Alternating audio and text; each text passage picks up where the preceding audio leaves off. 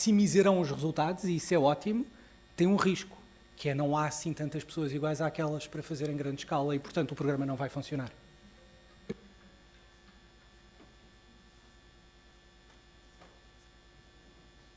Muito bem. Obrigada, não havendo mais questões. O nosso seminário termina com uma sessão de encerramento preferida pelo Sr. Secretário de Estado Adjunto e da Educação. Muito obrigada. Muito obrigada.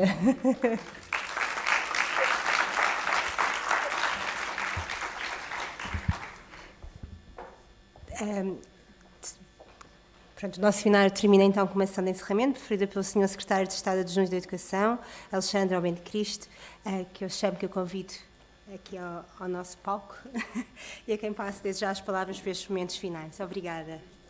Obrigado, Bill. Eu não tenho apresentação, portanto até posso... Vamos retirar então. Okay. Posso? Sim, claro. Até assim, porque assim pôs aqui as minhas notas. Ora, muito boa tarde a todos. Antes de mais, cumprimentar-vos a todos, felicitar a organização, felicitar a Faculdade e o Sr. Diretor por receber esta iniciativa, a ProChild em particular, que eu já tive a oportunidade até agora, nestas minhas funções, de receber, e portanto já tínhamos conversado também sobre os temas que que passaram aqui o dia a discutir, e já agora agradecer a paciência e a resistência num dia ainda por cima em que joga a seleção, não é? E portanto eu compreendo que tivesse havido um programa se calhar mais apelativo, e portanto obrigado aos que ficaram. Eu também vou ser breve, não lhe chamaria até uma sessão de encerramento, é uma comunicação para vos explicar como é que nós estamos a enquadrar no fundo o trabalho nesta área e o que é que vislumbramos, digamos assim, neste setor.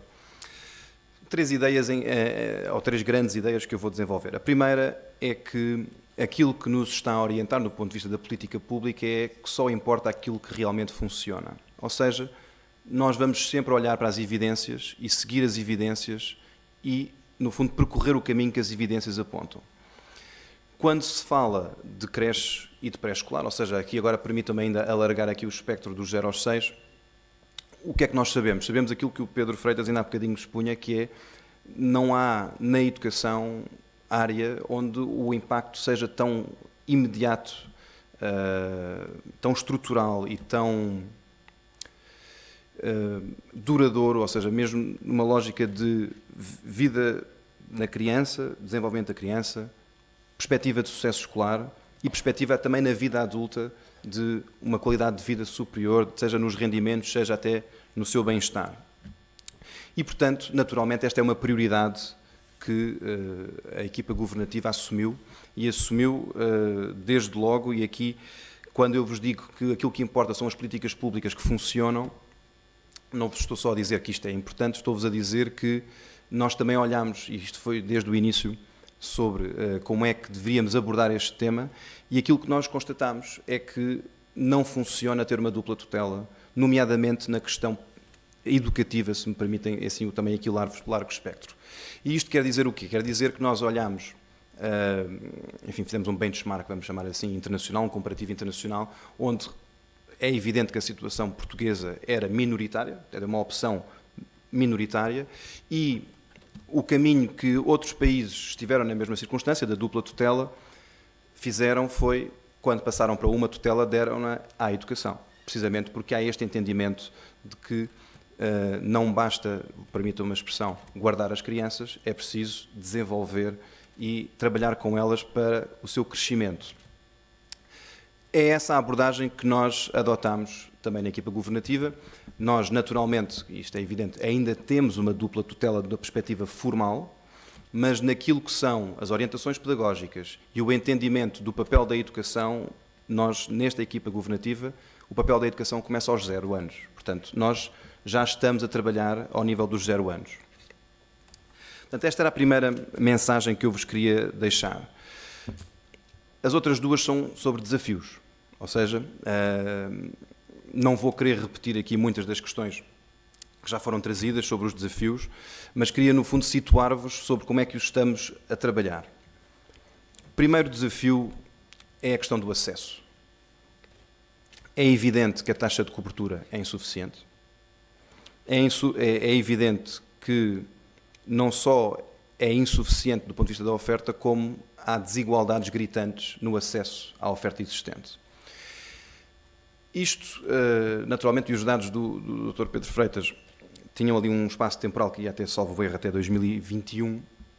A situação nos últimos 2, 3 anos mudou-se de forma substancial por via do Creche Feliz, portanto, que foi, de facto, uma abordagem, diga assim, enfim, não permitam também aqui a expressão, uma abordagem de choque, não é? Quer dizer, um alargamento rápido do acesso e, portanto, aquele panorama do acesso mudou-se bastante e, portanto, aqui temos um alargamento rápido da rede. Isso teve consequências.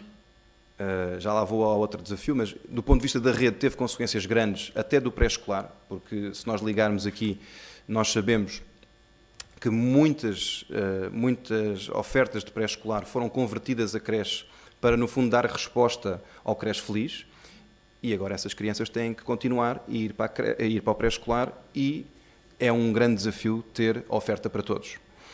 E, portanto, esta é uma preocupação que nós temos, que é, não consideramos que o facto de termos o Creche Feliz a alargar numa ambição de universalização da oferta, do acesso, perdão, seja um trabalho acabado. Portanto, nós temos que continuar a investir no acesso, até porque nem todas as crianças optaram por ir para o programa Creche Feliz e porque, do ponto de vista da sua abrangência, havia falhas. Do ponto de vista regional, nós estamos a mapear essas falhas, precisamente para conseguir dar resposta e também, neste caso, para conseguir identificar os pontos sensíveis para a continuidade no pré-escolar. Permitam-me só aqui um reparo, não é um reparo, é uma nota, isto se fosse um paper aparecia nota de rodapé, pronto, mas eu acho que é importante para o raciocínio que eu vos estou aqui a dar. Quando saliento que há um desafio a passagem do Creche Feliz para o pré-escolar, estou a pensar nas crianças de 3 anos de idade. E há bocadinho o Dr. Pedro Freitas, peço desculpa estar sempre a usar como referência, mas é porque eu tenho uma abordagem muito parecida com ele na utilização dos dados da economia da educação e, portanto, alguns dos dados eu também já conheci, também já os trazia aqui. E um dos que eu trazia, mas que não apareceu ali na explicação do Dr. Pedro Freitas, era a questão a taxa de escolarização dos 3 anos de idade, que não é os 95%, porque aquele era o dado global de todo o pré-escolar, mas se nós olharmos especificamente para os 3 anos de idade, estamos muito abaixo disso, estamos perto dos 80%. E isto quer dizer que há 20% de crianças que não estão no pré-escolar aos 3 anos de idade.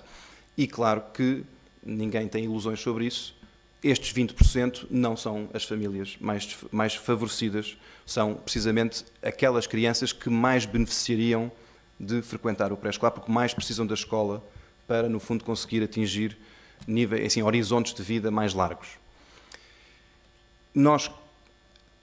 O desafio que nós temos agora é um desafio positivo, ou seja, vocês certamente vão passar o verão a ouvir-nos a queixar-nos dos desafios que temos pela frente na preparação do próximo ano letivo, e este é um deles. É garantir que há esta passagem para os 3 anos de idade e que as crianças têm todas uma vaga no pré-escolar. Portanto, o contexto é adverso, mas o desafio é muito importante, porque, de facto, a ambição de conseguirmos dar e aumentar a taxa de escolarização aos 3 anos de idade é muito importante e é a nossa ambição que ela seja, de facto, muito mais, que ela se aproxime dos níveis, vamos dizer, dos 4 anos de idade, que, se a memória não me falha, estarão à volta dos 95% a 97% e já nos 5 anos, nos 99%. Portanto, nós temos que aproximar as crianças dos 3 anos dos níveis das crianças que estão acima. É um grande desafio, temos pouco tempo para conseguir pelo menos dar esse primeiro grande passo, mas o objetivo é que esta questão já não se coloque no final desta legislatura. Deixem-me então agora ir à questão da qualidade, que é o desafio mais importante, se calhar, não digo mais importante no curto prazo, porque apesar de tudo estamos a olhar para a rede, mas é aquele se calhar mais difícil de dar resposta. Eu estava a ouvir, e já disse isto também há pouco tempo, quando reuni com a ProChild, e estava ali a ouvir as apresentações anteriores, e estava a pensar que, de facto, a ambição que está nesta sala, e que nós também temos, é fazer em 2, 3 anos, aquilo que o sistema educativo fez ao nível do ensino básico e depois secundário em 30 anos, mais ou menos, que é, no fundo, alargar o acesso, porque havia primeiro, nos anos 80, esta necessidade de trazer os alunos para as escolas, e depois melhorar a qualidade. Portanto, nós estamos a querer fazer isto tudo muito rápido. E isso é uma grande ambição, mas é uma grande dificuldade. E aqui, na questão da qualidade, coloca-nos uma dificuldade que eu colocaria a 3 níveis. A primeira é que toda a gente perceba o que é que estamos aqui a falar quando falamos de qualidade a nível da creche. Eu diria que a percepção geral ainda não é aquela que está nesta sala. Ou seja, ainda se olha demasiado para a creche como um sítio onde se depositam as crianças enquanto os pais vão trabalhar. E esse entendimento tem que acabar, porque de facto é um entendimento contraditório com a política pública que nós queremos implementar. Nós podemos fazê-lo por decreto, mas não quer dizer que o entendimento mude por decreto. Portanto, nós também não temos essa ilusão. E, portanto, há aqui um trabalho de sensibilização das famílias, que é muito difícil de fazer, mas que é muito importante de fazer. Eu acredito que o Creche Feliz, por ter aberto a porta da gratuitidade, já fez parte desse trabalho, mas é preciso ir mais longe, porque, naturalmente, que a gratuitidade para muitas famílias foi também o depósito que passou a ser gratuito. E, portanto, nós temos que dar esse passo. A segunda questão, em termos de qualidade, tem a ver com as orientações pedagógicas para a creche. Elas já estão feitas, é preciso que elas sejam bem compreendidas e bem assimiladas por quem está nas creches. E isto também é um processo que não é instantâneo e que demorará o seu tempo. E isso implica formação. E esta é a parte que agora nas minhas funções me preocupa particularmente, vou-vos ser sincero, porque é aquela que não se consegue resolver de uma forma massificada. Há bocadinho falávamos de escala, ouvíamos falar de escala, e aqui o desafio é a mesma escala. Uma formação eficaz. E aqui estou a falar a 2 níveis, mas permitam-me começar por aquele que, enfim, que me parece ser uma necessidade urgente, que é a formação em contínuo, não é? Ou seja, de quem já está nas creches. Essa formação tem de fazer mudar o entendimento de qual é a missão da creche, tem de dar novos instrumentos, tem uma ambição muito grande e tem um universo para alcançar que é de facto muito, muito significativo, o que em termos práticos, e agora aqui traduzindo para a linguagem política, isto não vai ser rápido de se fazer, vai ser muito difícil de fazer e obriga a uma articulação que nem sempre é fácil, e eu sei que há municípios, senhora vereadora, onde há uma sensibilidade particular para este tema, mas há outros onde essa sensibilidade não existe e, portanto, vamos ter que fazer um esforço também de sensibilização de todos os parceiros para que isso aconteça, que é muito, enfim, é exigente. Ainda em formação, há bocadinho falava-se dos auxiliares. Não podemos cair no erro de achar que se formarmos educadores temos o problema resolvido, digamos assim. E isso torna-nos ainda mais difícil a abordagem e nós temos pensado como fazê-lo. E uma das ideias que nós estamos a trabalhar, portanto não levem isto escrito como se fosse um compromisso fechado, mas é que não devemos diferenciar as formações, que é,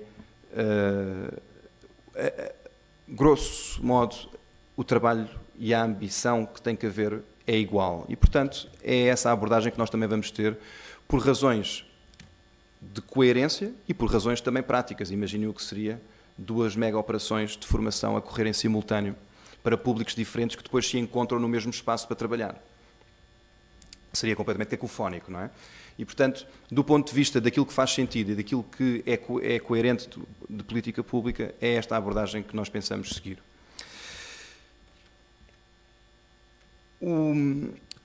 Agora, em relação à formação inicial,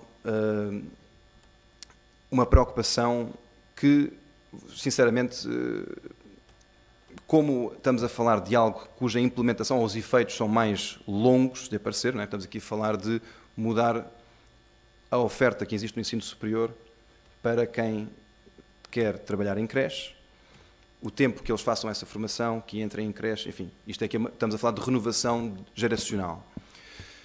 Eu podia-vos dizer que me preocupa menos, mas não seria verdade, preocupa-me igual, e preocupa-me igual por uma razão. Há um envelhecimento muito grande dos profissionais que estão nas creches, e se nós não começamos já a trabalhar a nível da formação inicial, vamos perder uma oportunidade que não se vai repetir, porque essa renovação geracional tem de acontecer com pessoas já formadas por esta nova visão sobre a creche. Senão, o que vai acontecer é que nós daqui a 5, 10 anos vamos estar a dizer houve uma renovação geracional, foi uma pena não os termos formado a tempo, porque agora vamos ter que esperar mais não sei quantos anos para que haja outra renovação geracional. Portanto, não temos essa oportunidade de esperar e, portanto, vamos ter que começar também já a trabalhar nessa prioridade. Se isto vos for útil, o nosso calendário mental neste momento está na rede, porque até setembro, no fundo, aqui o difícil é tê-los todos com uma vaga, mas a partir daí nós vamos começar a trabalhar na qualidade e queremos que o espaço de ano que temos pela frente, depois do ano, vamos chamar assim o ano letivo, seja um ano onde possamos avançar para que no ano letivo seguinte já possamos ter, enfim, um horizonte já de trabalho que nos permita olhar já com algum otimismo para esta transformação que queremos trazer para a creche. E, portanto, queria-vos deixar aqui uma nota final de felicitações pela iniciativa, pelo trabalho, e aqui a ProChild em particular, a sociedade civil em geral, tem um papel muito grande dos projetos que têm feito, nomeadamente projetos que têm medição de impacto, e é muito importante. Nós, efetivamente, nem sempre podemos esperar por todos os pilotos, todas as abordagens experimentais que produzam resultados, e neste caso, de facto, não temos muito tempo para esperar, mas há passos que nós vamos ter que tomar em diálogo com quem está no terreno e com quem está precisamente a testar abordagens que sejam inovadoras e que façam este caminho, que é o caminho que nós também queremos fazer. E, portanto, nota mesmo final, queria reconhecer o trabalho de todos os que aqui têm trabalhado a nível de creche, a nível da investigação ou mesmo nas creches. Queria saudar-vos e dizer que no Governo nós não temos dúvida nenhuma que este é o caminho, que é o que vamos fazer, passo a passo, e queríamos que, enfim, na edição, não sei se esta edição, presumo que seja anual, não é? Na edição do próximo ano, eu espero que já possamos olhar para o tempo que passou e ver os passos que demos na rede e também na qualidade. E muito obrigado e bom resto de dia. Obrigado.